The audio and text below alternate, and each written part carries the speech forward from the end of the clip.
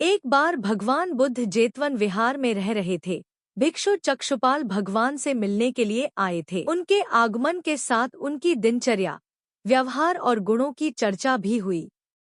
भिक्षु चक्षुपाल अंधे थे। एक दिन विहार के कुछ भिक्षुओं ने कुछ मरे हुए कीड़ों को चक्षुपाल की कुटी के बाहर पाया और उन्होंने चक्षुपाल की निंदा करनी शुरू कर दी कि उन्होंने इन जीवित प्राणियों की हत्या की। भगवान बुद्ध ने निंदा कर रहे उन भिक्षुओं को बुलाया और पूछा कि क्या तुमने भिक्षु को कीड़े मारते हुए देखा है? उन्होंने उत्तर दिया नहीं। इस पर भगवान बुद्ध ने उन साधकों से कहा कि जैसे तुमने उन्हें कीड़ों को मारते हुए नहीं देखा, वैसे ही चक्षुपाल ने भी उन्हें मरते हुए नहीं देखा और उन्होंने कीड़ों को जानबूझकर नहीं मारा है, इसलिए उनकी भर्त्सना करना उचित नहीं है। भिक्षुओं ने इसके बाद पूछा कि चक्षुपाल अंधे क्यों हैं? उन्होंने इस जन्म में अथवा पिछले जन्म में क्या पाप किए? भगवान बुद्ध ने चक्षुपाल के बारे में कहा कि वे पूर्व जन्म में एक चिकित्सक थे। एक अंधी स्त्री ने उनसे वादा किया था कि यदि वे उसकी आंखें ठीक कर देंगे तो वह और उसका परिवार उनके दास बन जाएंगे। स्त्री की आंखें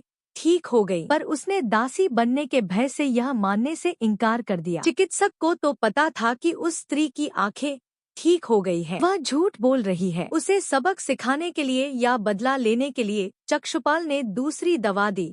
उस दवा से महिला फिर अंधी हो गई। वह कितना ही रोई पीटी, लेकिन चक्षुपाल जरा भी नहीं पसीजा। इस पाप के फलस्वरूप अगले जन्म में चिकित्सक को अंधा बनना पड़ा।